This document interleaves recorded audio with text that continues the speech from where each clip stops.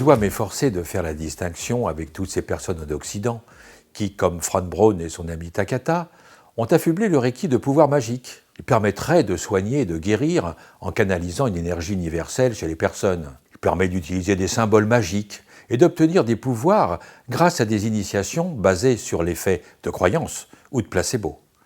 D'autres font des séances à des nounours en plus par procuration, pour des personnes qui ne sont pas là physiquement. C'est affligeant et délirant.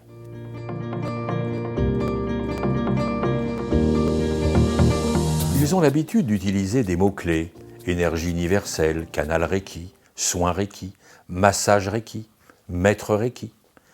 Je vous informe que l'énergie universelle est un concept né en 1942, soit 16 ans après le décès du fondateur du Reiki. C'est un Vietnamien du nom de Dang, répertorié comme sectaire aujourd'hui, qui a inventé cette énergie magique à canaliser chez la personne pour la guérir. Ils vous font croire que si vous n'êtes pas initié, le Reiki ne fonctionne pas. Ils font croire qu'ils ont des pouvoirs supérieurs grâce au Reiki. En fait, vous avez bien compris que les personnes colportant ces déviations sont des personnes en sévère manque de reconnaissance, prêtes à tout pour exister. Cela représente 90% des formes proposées dans le Reiki. Malheureusement, ces mégalomanes font beaucoup de dégâts psychologiques. Nous recevons régulièrement des témoignages à ce sujet dans notre fédération. Enfin, à les entendre, ils pratiquent tous le Reiki d'Uzui. Il existe un moyen simple de vérifier ces affirmations. Par exemple, quand vous faites du judo, quel que soit le centre, les prises sont les mêmes partout. Dans le Reiki, tout le monde se bat en prétendant détenir le véritable Reiki d'Uzui, et tout le monde propose une pratique différente, avec des énergies différentes.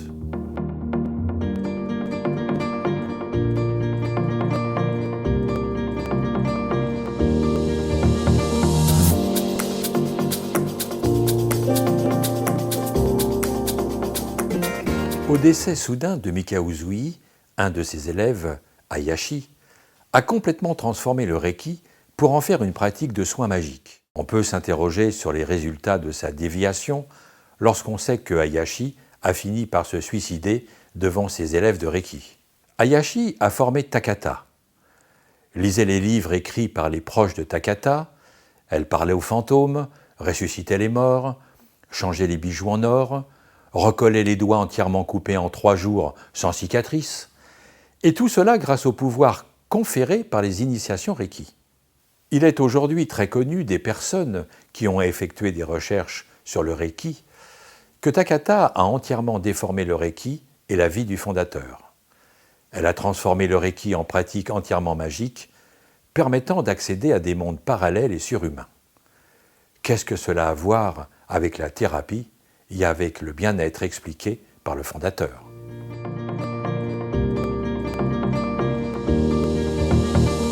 Beaucoup de personnes se revendiquent de la lignée d'Uzui en remontant par Takata puis Hayashi. Mais c'est un leurre, car dans les traditions spirituelles, une lignée indique la transmission fidèle d'un enseignement global. En fait, étant donné que tout le monde a déformé la pratique d'origine, personne ne peut se revendiquer de la lignée d'Uzui, qui n'a jamais existé.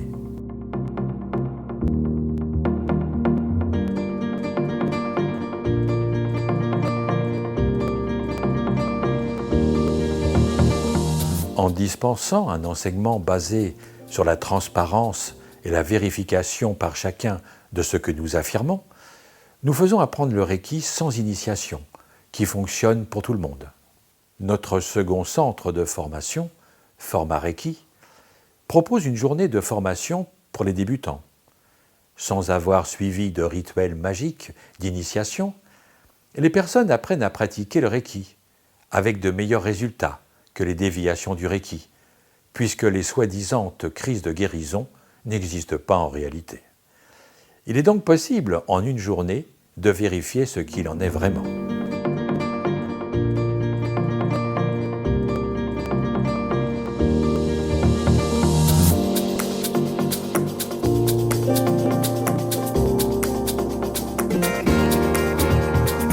Prenez un groupe de 30 personnes où chacun doit répéter fidèlement une phrase à l'oreille de son voisin.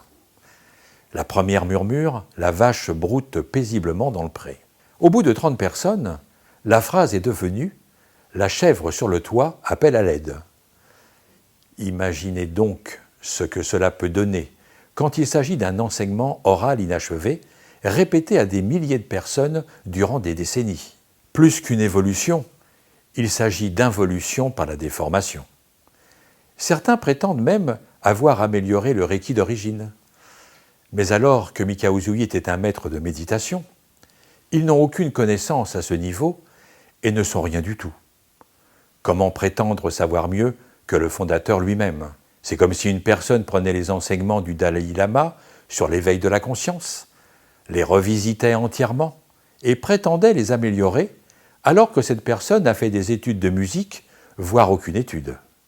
À l'Institut de Reiki à Paris, nous avons toujours expliqué que nous avons remis en route une pratique de Reiki en nous basant sur les rares écrits de Mikao Usui et sur les connaissances scientifiques disponibles sur l'être humain.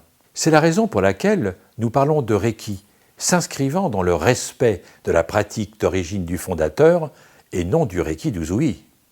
Notre pédagogie est laïque, contemporaine et occidentale. Par exemple, le fondateur parlait de guérison de l'esprit.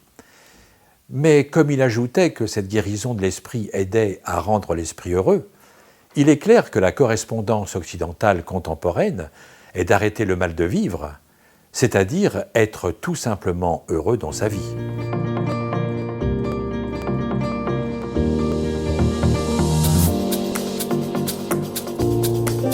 Quand j'ai abordé le Reiki en 1991, j'avais pour avantage la connaissance méditative et thérapeutique, et j'ai tout de suite compris l'incohérence entre les connaissances scientifiques avérées et les affirmations fantasmagoriques et magiques de ces déviateurs du Reiki. Sans avoir ces connaissances, on peut prendre le temps de vérifier où on met les pieds, ne pas prendre pour argent comptant ce qui est affirmé sur Internet, demander les preuves écrites de ce qui est affirmé, vérifier le parcours du praticien ou du formateur. Sachez que les certificats et diplômes établis par ces personnes n'ont aucune valeur puisqu'ils se sont eux-mêmes auto-validés.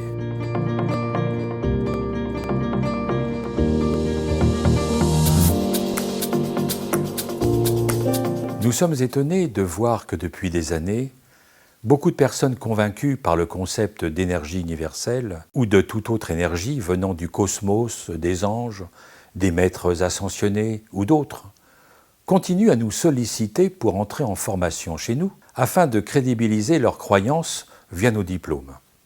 Nous les refusons systématiquement. Comprenez-nous bien, si nous tenons ces discours très directs sur les déviations du Reiki, c'est pour sortir des amalgames et marquer les esprits afin que les personnes convaincues de l'existence de l'énergie universelle comprennent en amont que nous ne faisons pas la même chose.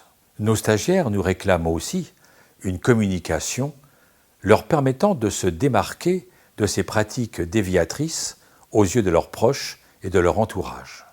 Maintenant que des personnes soient d'accord avec l'existence d'une énergie universelle ne me pose aucun souci.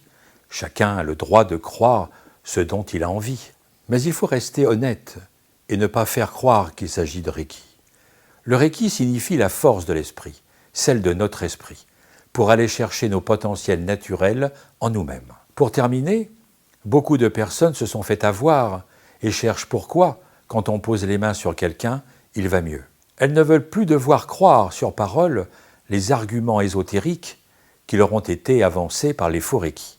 Elles sont capables de discernement et veulent relier leur démarche à un cadre et une structure. Ces personnes sont les bienvenues en formation chez nous. N'oubliez pas que je suis le premier à m'être fait duper par la lignée Reiki Takata, Usui Shekiryo, la lignée Reiki Karuna et bien d'autres encore. Se tromper ne pose aucun souci et on apprend toujours de ses erreurs. Il n'y a aucune honte à reconnaître qu'on s'est trompé, même dans le Reiki.